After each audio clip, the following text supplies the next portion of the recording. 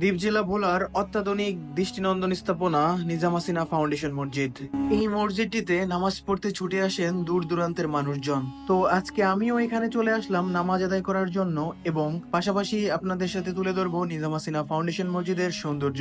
আধুনিক স্থাপত্য শৈলীর নিদর্শন নিজাম হাসিনা ফাউন্ডেশন মসজিদটি ভোলা সদরের উকিলপাড়ায় অবস্থিত। সৃষ্টিকর্তার সন্তুষ্টি অর্জন এবং ধর্মীয় মূল্যবোধ থেকে এই মসজিদটি তৈরি করেছেন নিজাম হাসিনা ফাউন্ডেশনের চেয়ারম্যান মোহাম্মদ নিজামুদ্দিন আহমেদ সাহেব। 2010 সালে প্রায় 1.5 একর জমির উপরে 30 কোটি টাকা ব্যয়ে এই মসজিদটি নির্মাণ করা হয়েছে। 2 তলা বিশিষ্ট এই মসজিদটিতে অত্যাধুনিক ডিজাইনের মার্বেল পাথর এবং অন্যান্য পাথরের ব্যবহারে এই মসজিদটি হয়েছে দৃষ্টিনন্দন। এখানে রয়েছে 120 ফুট উঁচু 2টি মিনার এবং 60 ফুট উঁচু 4টি গম্বুজ। মসজিদের চারপাশে ফুলের বাগান এবং এই মসজিদের আলোকসজ্জাগুলি মসজিদটিকে দিয়েছে বাড়তি সৌন্দর্যতা।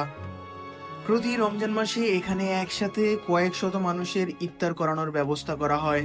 তো বিকেলবেলা এখানে আসায় আমারও এতগুলা মানুষের সাথে ইফতার করার সৌভাগ্য হলো।